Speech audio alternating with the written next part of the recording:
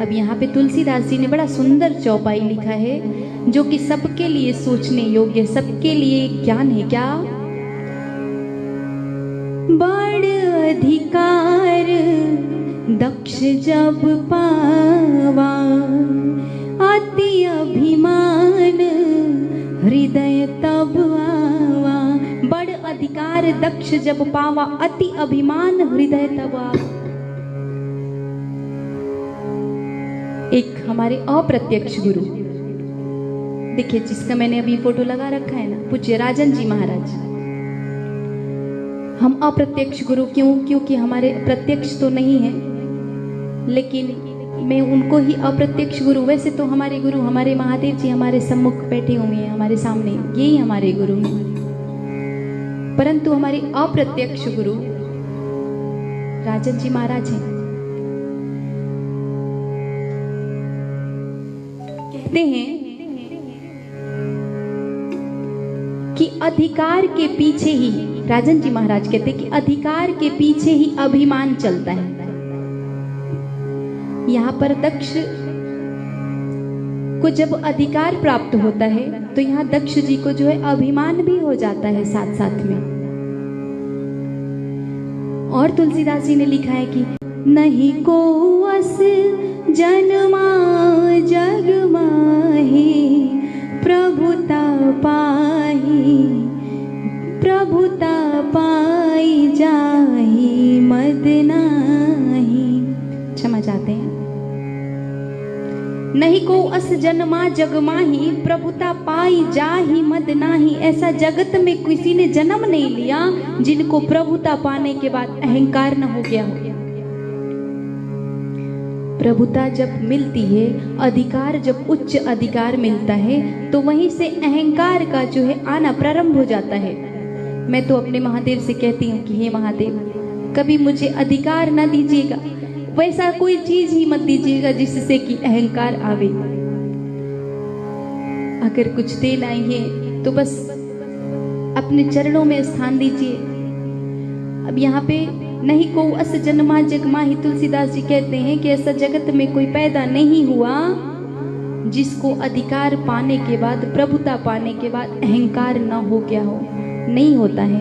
किसको नहीं होता है? जिसको महादेव जी चाहते हैं, जिसको राम जी चाहते हैं, जिसको राम जी जनाएंगे, उसको अहंकार नहीं होगा।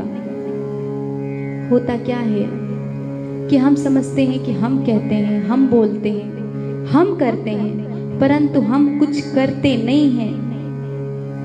मानस में लिखा हुआ है कि ईश्वर की भ्रुकुटी मात्र, ये जो थोड़ी सी नजर तिरछी हो जाए, भ्रुकुटी टेढ़ी हो जाए, तो सृष्टि का विनाश हो सकता है। उन्हीं के दिए हुए इस शरीर को, उन्हीं के दिए हुए अन्न से इस शरीर को सींचते हैं और इस शरीर की इतनी सुरक्षा करते हैं और हमेशा भूल जाते हैं कि यह तन किस लिए दिया ईश्वर ने। मैंने एक दिन भागवत पढ़ा था, भागवत के पहले ही अध्याय के पहले ही पेज में ही है भागवत गीता, भागवत महापुराण नहीं, भागवत गीता है, हिंदी में है। उसमें लिखा है, ईश्वर ने लिखा है कि ये पूरी सृष्टि जो है वो मेरा ही अंश है।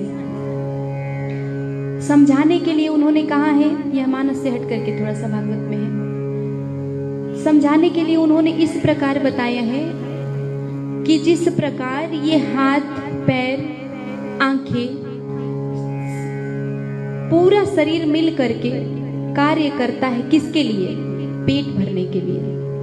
हम नौकरी करते हैं, चाकरी करते हैं, जो कुछ भी करते हैं, क्यों करते हैं?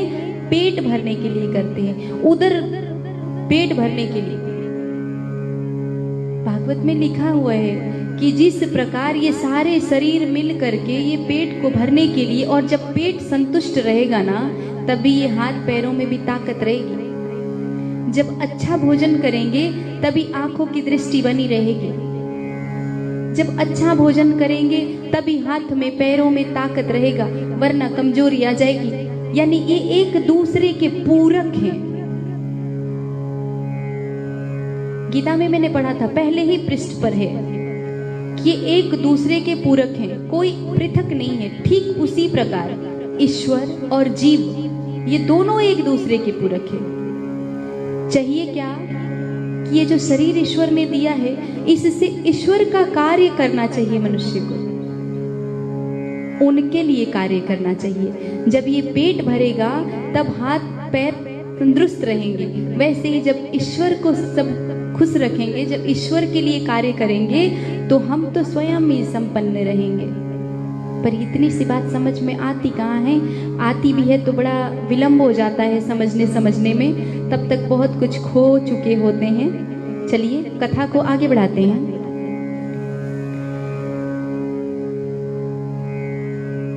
उसी समय दक्ष प्रजापति को नायक बनाया गया था। महादेव जी और माँ कथा सुनते हैं, कहते सुनते सुनाते हैं। माँ को बड़ा दारुण दुख होता है कि मैं क्या करूं, मैं कह भी नहीं पा रही हूँ। यहाँ तक कहती हैं कि अब इस शरीर को, ये शरीर जो है बोझ लगने लगा है, ये तन किसी प्रकार से छूट जाता तो अच्छा होता। तब जो है उसी समय सती विलोके व्योम विमाना, उसी समय देखती हैं कि आकाश में कुछ विमान जा रहे हैं। जात चले सुंदर विधिनाना, सुर सुंदर करहि कलगाना, सुनत श्रवण छूटे ही मुनि ध्याना।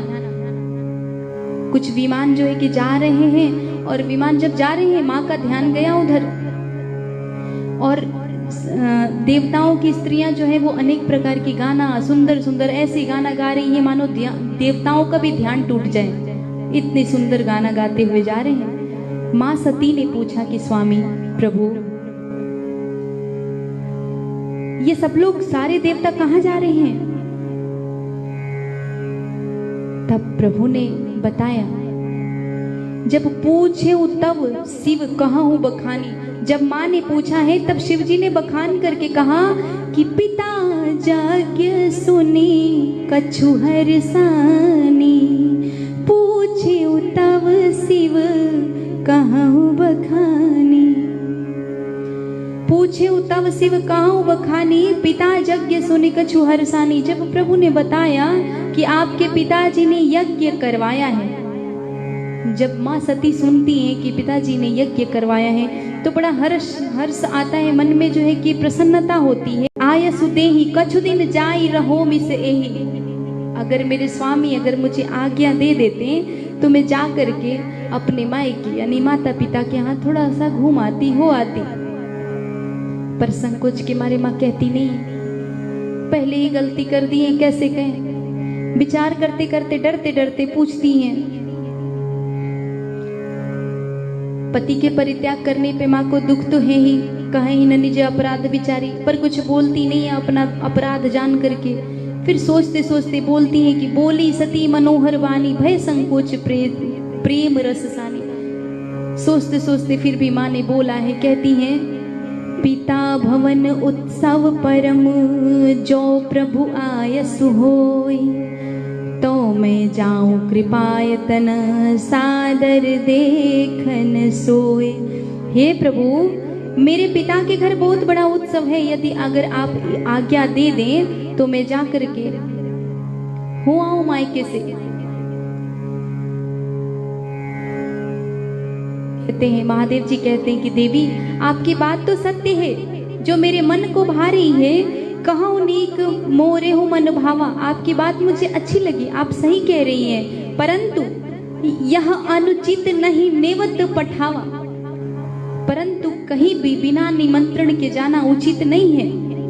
आपके पिताजी ने निमंत्रण नहीं भेजा है देवी, इसलिए आपका वहां जाना उचित नहीं है। दक्ष सकल निज सुता बुलाई, हमरे बैर तुम्हारे विसराई। महादेव जी कहते हैं कि मेरे ही बैर से आपसे भी, आपके लिए भी उन्होंने सबको त्रास दे रखा होगा। मुझसे बैर करते हैं दक्ष, आपके पिताजी, मेरे ससुर जी। हमरे बैर तुम्हें बिसराई, मेरे ही वजह से आपको भी जो है कि बैर के कारण आपको भी कठिनाई होगी। उन्होंने आपको भी भुला दिया है, परंतु मां मानती नहीं है। फिर भी मां कहती हैं, भांति भांति मतलब अनेक प्रकार से महादेव जी ने समझाया है कि वहां पे जाना आपका देवी उचित नहीं है, क्योंकि उन्होंने पहले ही विचार बना रखा है, जब किसी को एक तो निमंत्रण नहीं दिया, ऊपर से अगर अपमान करने के लिए बुला रहे हैं तो वैसे स्थान पे जाना उचित नहीं है। महादेव जी ने स्पष्ट समझाया, पर मां मानती नहीं है। बाती अनेक शंभु समझावा, भावी बस न ज्ञान उर आवा। अनेक प्रकार से महादेव जी ने समझाया, परंतु जो भाग्य है ना, जो रच रखा है ना प्रभु ने, उसकी बस ज्ञान नहीं आता है। माँ को समझ में नहीं आती है बात। कह प्रभु जाओ भी नहीं, जाहु जो भी नहीं बुलाए, नहीं भली बात हमारे भाई। विधाता टेढ़ा है, इसलिए मेरी बात भी देवी को समझ में नहीं आ रही।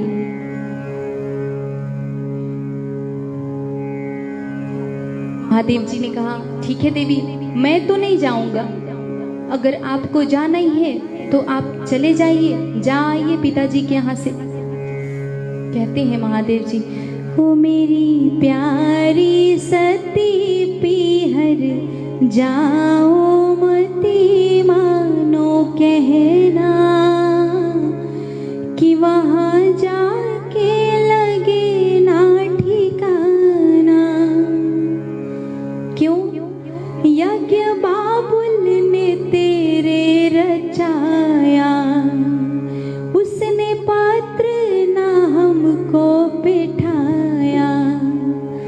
बात मानो मेरी, वहाँ जाना नहीं, मानो कहना, कि वहाँ जाके लगे ना ठिकाना।